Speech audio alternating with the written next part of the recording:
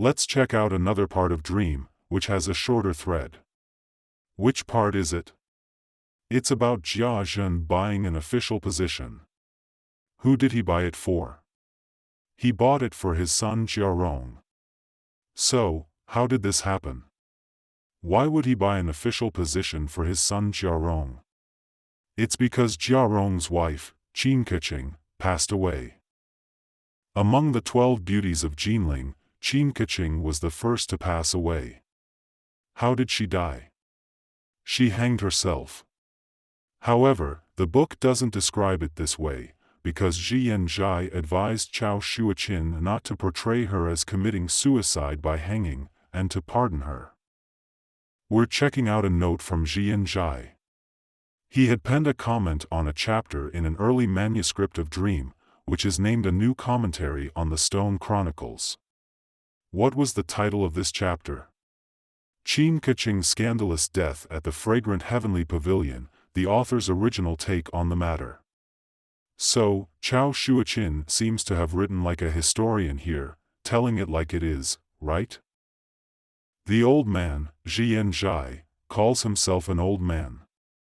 He has two things to reveal about the Jia family's business, talking about how Qin Keqing left a dream for Feng Jie. When she left a dream for Feng Jie. She and Feng Jie were best friends, you could say. She told Feng Jie, even though our Jia family is doing really well now, right? It's thriving, but in the world, what goes up must come down. It's bound to decline one day, so we need to be ready for it. How do we get ready ahead of time? Well, she had two ideas.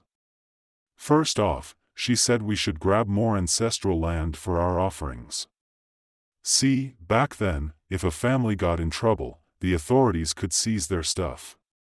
But there was one thing they couldn't touch, and that was the land set aside for honoring our ancestors.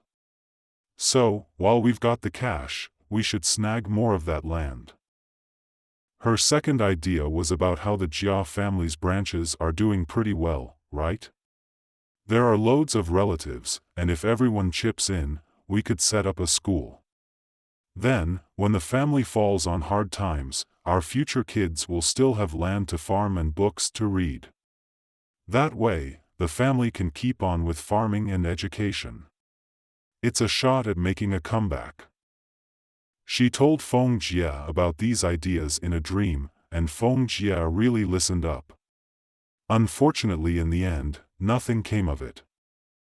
Zhiyan Zhai thought that someone like her shouldn't be allowed to commit suicide and should be forgiven. He wrote, "The truth hasn't come out. Her scandal didn't get out, did it? Her words are well-intentioned and are touching. Please forgive her." Later, Cao Shuoqin followed his advice and wrote that Qin Keqing died of illness, not by hanging herself. But he didn't cover it up completely and still left many clues. One of them, as we just talked about, is her two maids, right?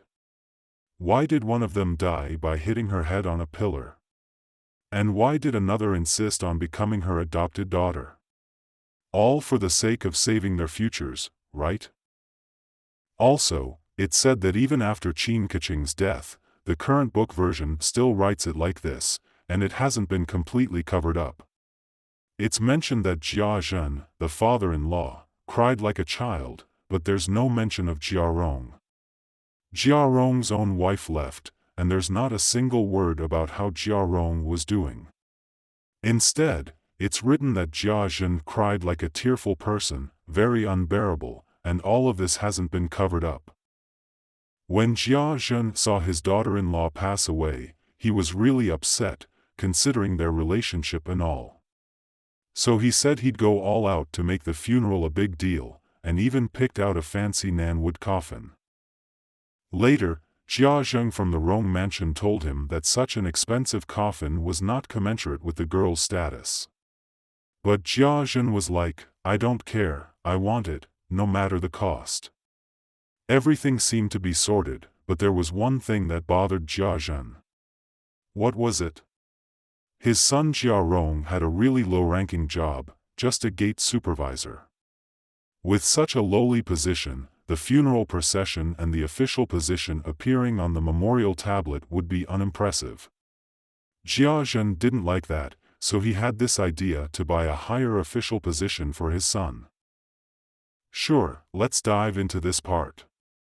So, in the 13th chapter, there's this quick bit where Qin's maid, Ruizu, tragically dies after hitting a pillar. Then it goes on to talk about how Baozhu steps up and offers to be a goddaughter, pledging to be part of the funeral procession for the deceased, which really pleases Jia Zhen. Baozhu is pretty smart, you know. Once she became Qin Keqing's daughter, her whole status changed, and that helped Jia Zhen chill out a bit. Baozhu's like, I can't spill the beans about my mom's scandal now that Qin Keqing is my mom. So, my lips are sealed forever, and that totally put Jia Zhen at ease. As for Ruizu, she decided to end her own life. Why'd she do that? It gives us a glimpse into what was going down at the Ning Palace back then. So, we found this part where Jia Zhen was feeling all antsy because he thought Jia Rong was just a small-time official in the imperial household. His name didn't look good on the ceremonial list. Plus, there weren't many people in the ceremonial guard, which really got on Jia Zhen's nerves. Then, on the 4th day of the first 7-day mourning period, this eunuch from the imperial palace, Dai Quan, shows up. And let me tell you, this eunuch is no pushover. He's got some serious power. First, he sends someone to drop off the sacrificial stuff, and then he rolls up in a grand sedan chair, with umbrellas and gongs, to do the whole sacrifice thing. Jia Zhen is all busy playing host and has the Dauphin Pavilion serve tea. As soon as Dai Quan arrives, Jia Zhen sees his chance to buy an official position for his son. He brings up making a donation for Jia Rong's future prospects. Dai Quan gets it and smirks, saying, "You want to show off at the funeral, huh?" Jia Zhen quickly smiles back and says, "You've got a sharp eye, old buddy." Dai Quan goes, "Hey, guess what? There's an opening right now for the Sanbaiyuan Imperial Guards. There are 2 vacancies, and just yesterday, the Marquis of Xiangyang's brother swung by with 1,500 taels of silver, and I, being the generous soul that I am, hooked him up with a position. So, we've already filled 1 spots, at the price of 1,500 taels, right? And hey, there's still 1 position left. Feng, the governor of Yongqing, also wants a spot for his kid, but I haven't gotten around to helping him out. Good info to know, right? It's not like no one wants that last spot, it's just that I haven't gotten back to him yet. Now, here's the kicker. He's talking about donating spots for our children. Man, that really ups the camaraderie, making Jia Rong part of the crew, huh? Time to put together a resume for him, he says. Jia Zhen hurried off to have someone write up a detailed resume. It's like filling out a form, you know? Name, birthplace, family background, boom, all done. Dai Quan took a look at it, then handed it to an assistant to pass on. And he told the assistant to take it to old Zhao, a big shot at the Ministry of Revenue, and tell him I sent it. The assistant should get a 5th-grade Sanbaiyuan Imperial Guards ticket and a license to fill in this profile. He said he'd come back tomorrow to collect the silver. This conversation is key stuff. First off, he's trying to show Jia Zhen the connection he has with the Ministry of Revenue, you know? Who's this old Zhao dude? He's referring to him in such familiar terms to show that they're tight. Now, the Ministry of Revenue, what's that nowadays? The Ministry of Finance, right? And why's that important? Well, the imperial court's all about the taxes, right? Step 1 is counting the population, then figuring out the taxes based on the number of households. The Ministry of Revenue keeps track of all that, and uses it as the basis for tax collection.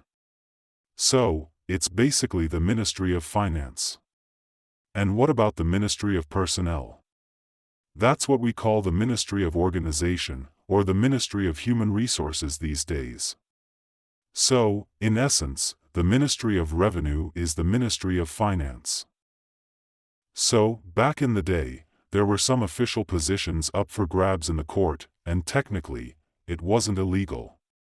But there were both legit and tricky ways to get them, you know? So who was he spilling the beans to? Yep, he was telling Jia Zhen about it. Did he tell the assistant too?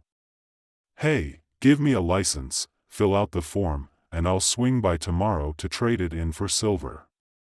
The assistant got the order, and Dai Quan said, no need to stick around any longer.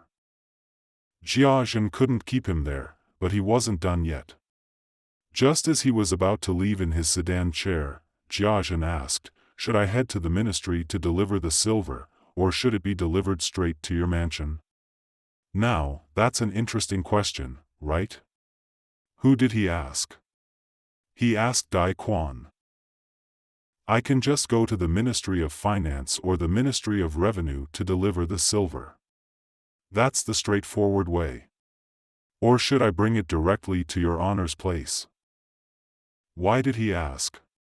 Quick as a flash, Dai Quan responded, if you go to the ministry, you might end up with extra expenses.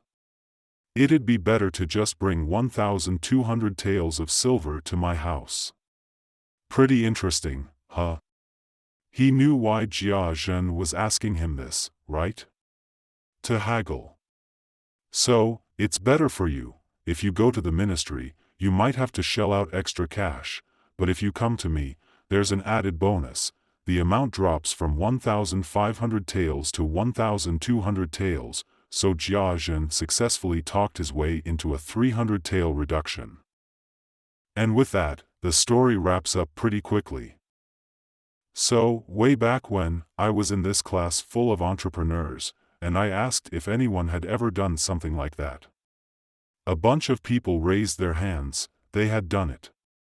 I was like, when you did it, were you all polite and proper? Did others not get what you were saying? And they were like, nah, not really. But man, they were slick. All polite and everything. My kid needs a job, right? So, I told him to quickly put together a resume, gave him all the info he needed. There were 2 openings, one with no takers. Then what? Instruct the assistant, right? There's this old dude at the Ministry of Revenue, Lao Zhao, just tell him what's up. Jia Zhen said that he'd take the silver to the ministry, right? Saying he could do it himself. Should he deliver to the ministry, or just take it straight to Dai's place? Jia Zhen threw Dai a question, and he immediately got that Jia was bargaining. Pretty interesting, huh?